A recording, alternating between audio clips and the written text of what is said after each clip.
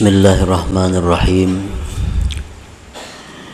Alhamdulillahilladzi amarana bil isti'anah wa wa'adana bil mathubatil jazilah wa qada'il hajati wa nailil umniyah.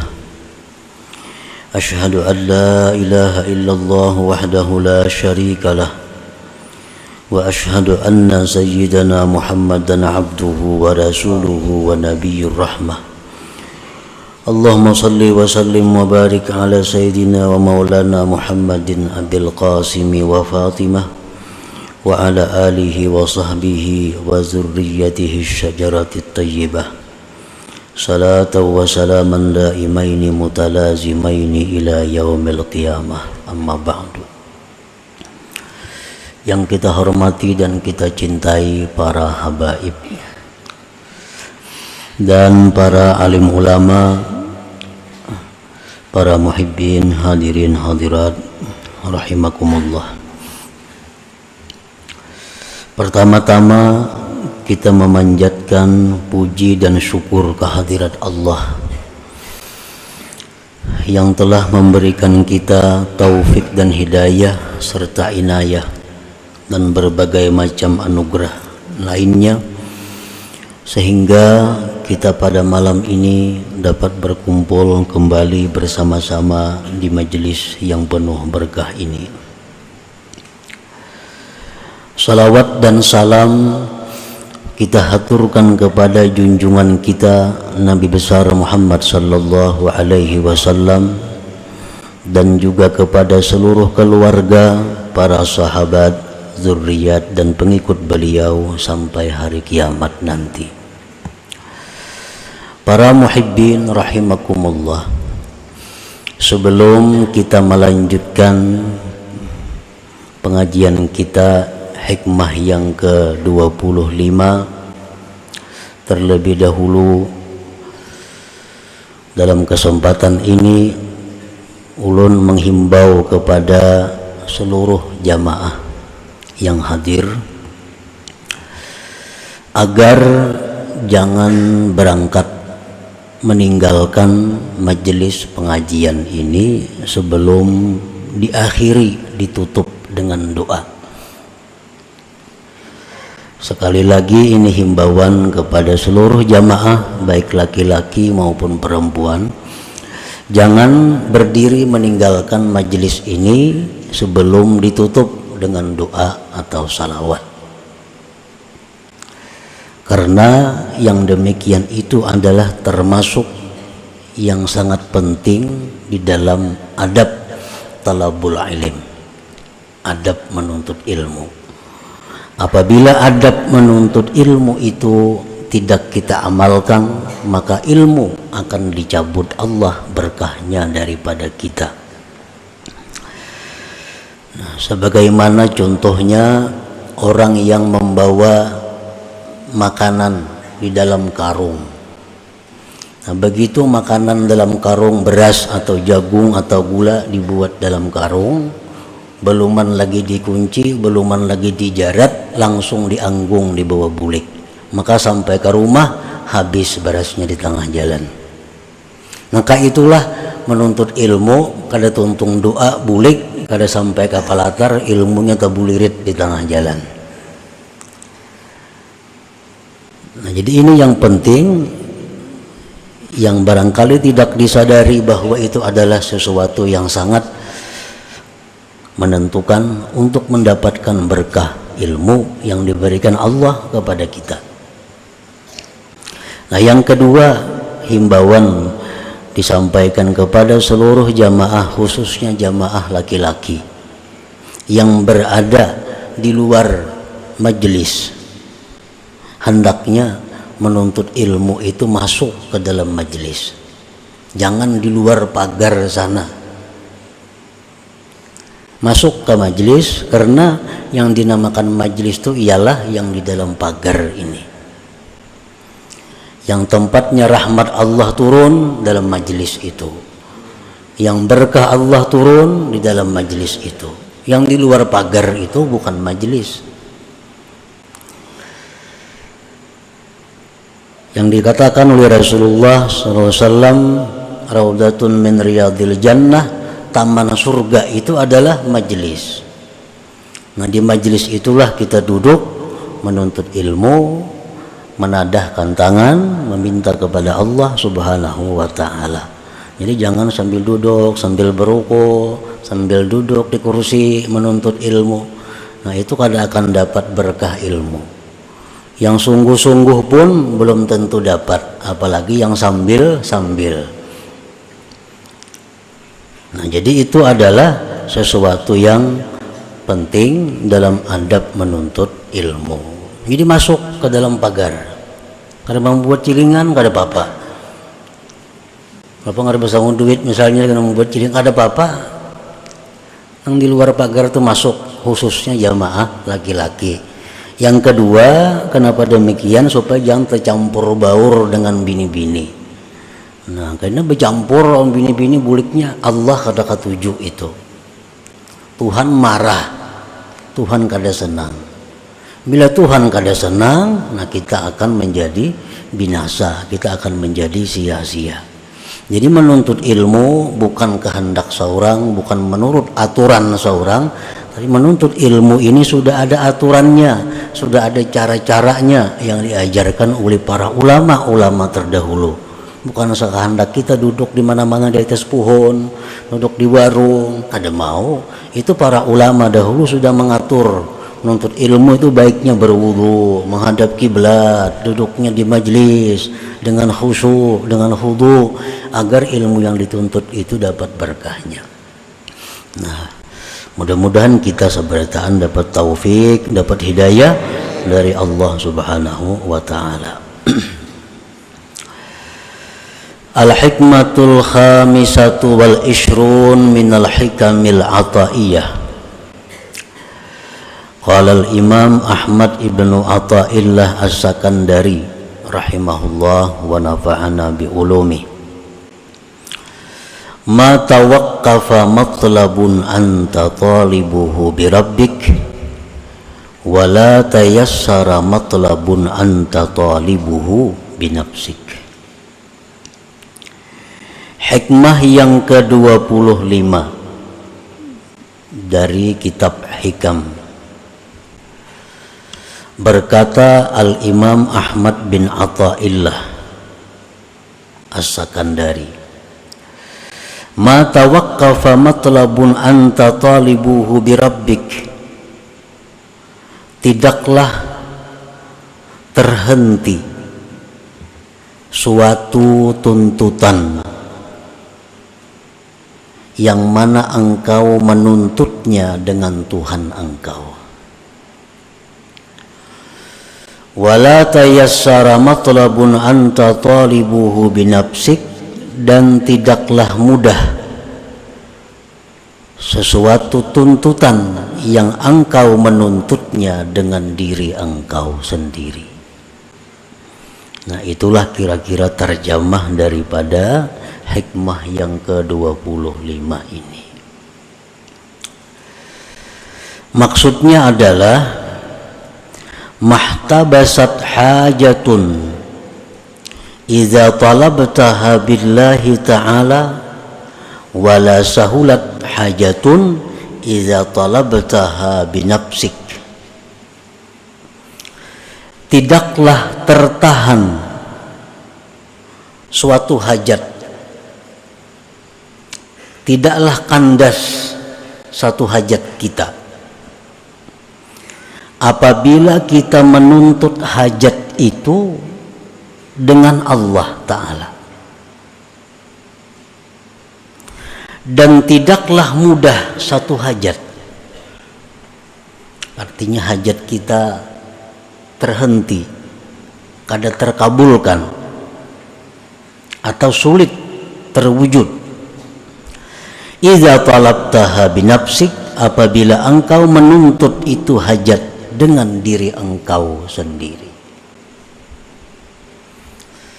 Nah, para muhibbin rahimakumullah,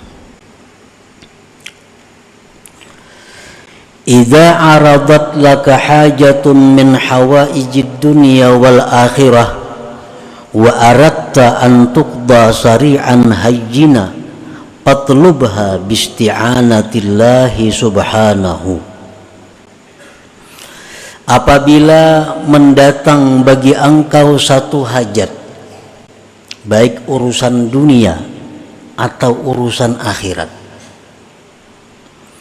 kita hendak menuntut ilmu, jadi orang yang berilmu, itu hajat. Kita hendak mencari ungkus biaya hidup, itu adalah hajat. Dan engkau menghendaki bahwa ditunaikan hajat itu segera dan mudah. Nah, kayak apa hajat kita ini supaya kabul? Kayak apa hajat kita ini supaya mudah terwujud? Fatlubha bisti'anatillah subhanahu, maka tuntutlah hajat itu dengan pertolongan Allah subhanahu wa ta'ala. Tuntutlah hajat itu dengan minta pertolongan kepada Allah. Fa innaka idza talabtaha bisti'anatillah, karena engkau bila menuntut hajat itu dengan mengandalkan pertolongan Allah, tayassara amruha, mudahlah perkara hajat itu, wasahula qada'uha, dan mudahlah kabul hajat itu. Wa in talabtaha binafsik, jika engkau tuntut hajat engkau itu dengan diri engkau, sa'uba qada'uha, sulit terkabulkan, wa ta'assara amruha, dan sulit perkara hajat itu. Nah, para muhibbin rahimakumullah, di dalam mengerjakan sesuatu, kadang-kadang kita lupa bahwa kita ini bisa melakukan sesuatu itu dengan pertolongan Allah. Kadang-kadang lupa, bahkan hampir banyak lupanya, bahwa kita melakukan sesuatu itu dengan pertolongan Allah, dengan daya kekuatan Allah. Nah, kadang-kadang kita ini merasa bahwa kita melakukan sesuatu itu dengan daya kita. Kadang-kadang kita melakukan sesuatu dengan kekuatan kita. Kadang-kadang kita menghendaki sesuatu mengandalkan kepintaran, kecerdikan kita. Nah, ini yang dimaksud di dalam hikmah yang ke-25 ini. Apabila kita hendak melakukan sesuatu, maka kita ingat sebelum melakukan itu bahwa kita melakukan ini dengan pertolongan Allah. Nah, kita ingat itu. Kalau kita ingin menghendaki sesuatu, kita ingat bahwa kita menghendaki sesuatu itu dengan pertolongan Allah. Dengan pertolongan Allah. Kalau kita minta sesuatu hajat kepada Allah, kita mintalah kepada Allah dengan pertolongan Allah. Karena kita sudah yakin, sudah tahu bahwa kita ini tidak ada daya dan upaya kecuali dengan Allah. La haula wala quwata illa billah. Tidak ada daya upaya kecuali dengan Allah. Nah, kadang-kadang kita dengan Allahnya ini lupa. Sehingga urusan kita jadi susah. Sehingga urusan kita jadi sulit. Sehingga doa-doa hajat kita kada terkabul. Padahal andai kata kita minta kepada Allah dengan pertolongan Allah, maka itu akan menjadi mudah. Nah, para muhibbin rahimakumullah, kalau kita hendak mengulah atau membuat satu program, satu rencana, ulah rencana. Tapi di waktu kita memulai membuat rencana itu, kita ingat bahwa kita membuat rencana ini dengan pertolongan Allah, maka rencana itu akan mudah dan terwujud.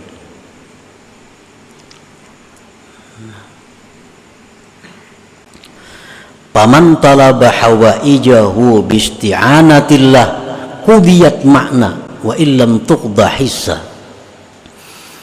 Barang siapa yang meminta hajat dengan pertolongan Allah, hajatnya itu ditunaikan, diluluskan pada hakikatnya, sekalipun tidak ditunaikan pada kenyataannya. Kalau kita tuh minta hajat kepada Allah dengan pertolongan Allah, dengan pertolongan Allah kita minta kepada Allah, maka itu langsung ditunaikan Allah pada hakikatnya. Nah, pada hakikatnya.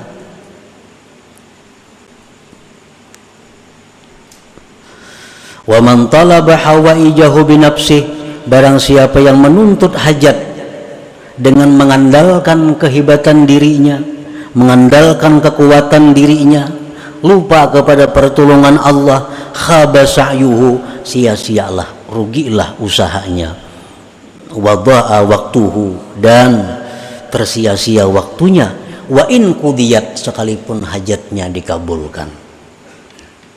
Umpamanya kita minta kepada Allah sesuatu, tapi kita minta itu lupa bahwa kita ini bisa minta karena ditolong Allah. Kita lupa. Nah, kita lupa kalau kita minta kepada Allah merasa kita yang minta. Walaupun dikabulkan Allah, tetap hukumnya rugi. Tetap hukumnya kalah.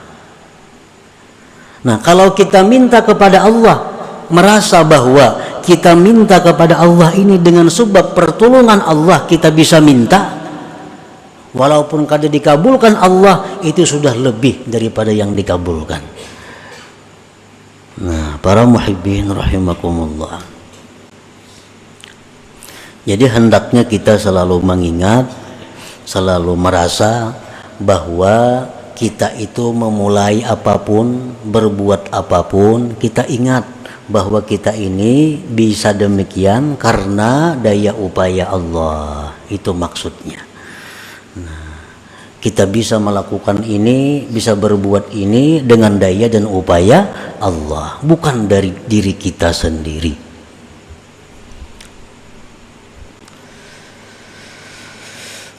Rasulullah sallallahu alaihi wasallam bersabda, la yuraddu du'aun awwaluhu bismillahirrahmanirrahim. Ujar Nabi, tidak ditolak doa seorang hamba, tidak ditolak doa seorang hamba yang dimulai dengan bismillahirrahmanirrahim.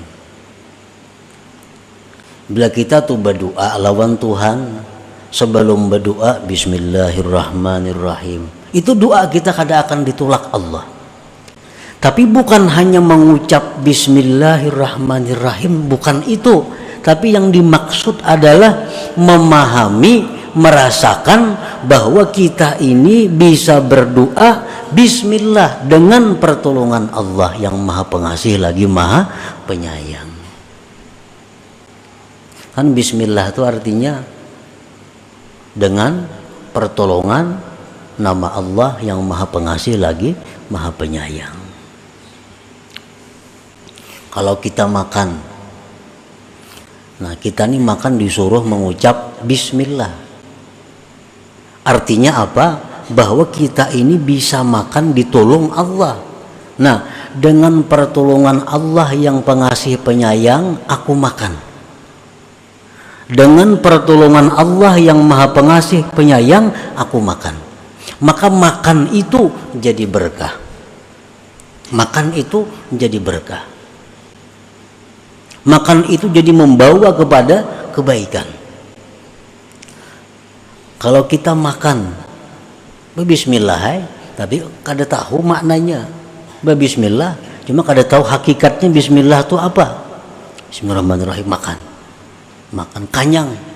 kanyang juga, tapi berkahnya, nah berkahnya itu yang dicari, kebaikannya itu yang dicari. Rasulullah sallallahu alaihi wasallam bersabda, kullu amrin dibalin la yubda'u fihi bi bismillahirrahmanirrahim bahwa abtar au aqta qalilul barakah. Ujar Nabi, tiap-tiap perkara yang tidak dimulai dengan bismillahirrahmanirrahim, maka perkara itu putus dan sedikit berkahnya. Kenapa kita disuruh bismillah? Supaya kita ingat bahwa kita ini memulai sesuatu dengan pertolongan Allah. Nah, itu maksudnya. Bukan hanya sekadar mengucap bismillah, itu ada. Tapi supaya kita ingat bahwa kita melakukan ini dengan pertolongan Allah.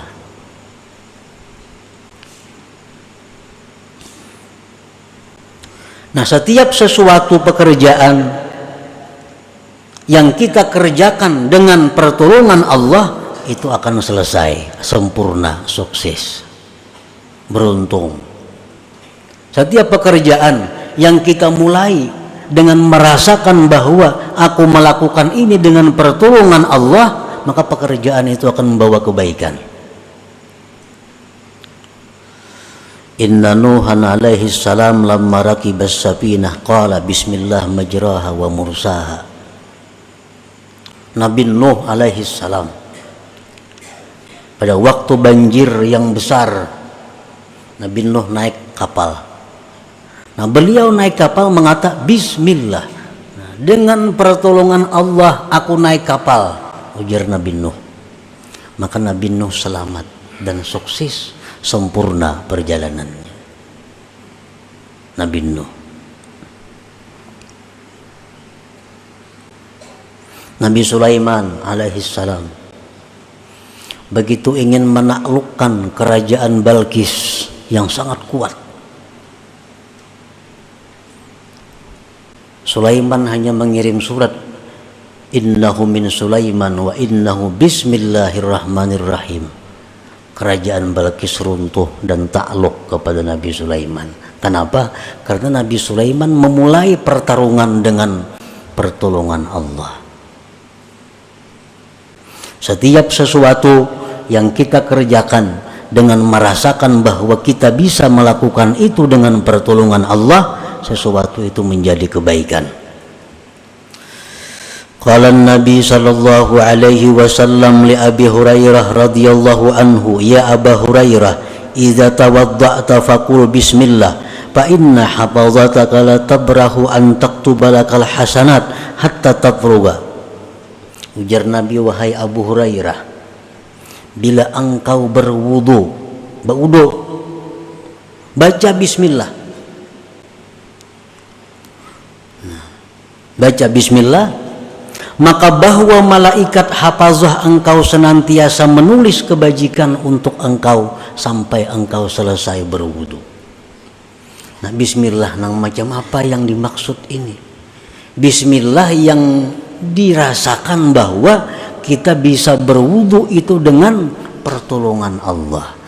Nah, jangan hanya dengan nama Allah yang Maha Pengasih, Maha Penyayang, ada sampai di situ, tapi lebih. Nah, jadi aku mulai ini berwudu dengan pertolongan Allah yang Maha Pengasih, Maha Penyayang. Nah, maka setiap detik kita berwudu itu malaikat hafazah mencatat amal kebaikan untuk kita. Mengatakan ya, berwudu itu nak berwudu, aku ini bisa berwudu karena pertolongan Allah, atau dengan pertolongan Allah aku berwudu. Nah, dalam hati nih, nyakanya kada ditolong Tuhan kada kau berwudu, nyaka kada ditolong Tuhan kada kau berwudu, lalu aku berwudu ditolong Allah. Nah, merasakan itu nang kita disuruh. Wa idza ghasyaita imra'atak faqul bismillah fa inna hafazataka yaktubuna lakal hasanat hatta taghtasila minal janabah fa in hasala min tilkal waqi'ah waladun kutiba laka minal hasanat bi'adadi nafasi dhalikal walad wa bi'adadi anfasi aqabihi in kana lahu aqib hatta la yabqa minhum ahad. Ujar Nabi, wahai Abu Hurairah, apabila engkau mengumpuli istri engkau, maka sebelum berkumpul itu baca bismillah. Artinya ingat bahwa aku bisa mengumpuli bini ini dengan pertolongan Allah. Nah,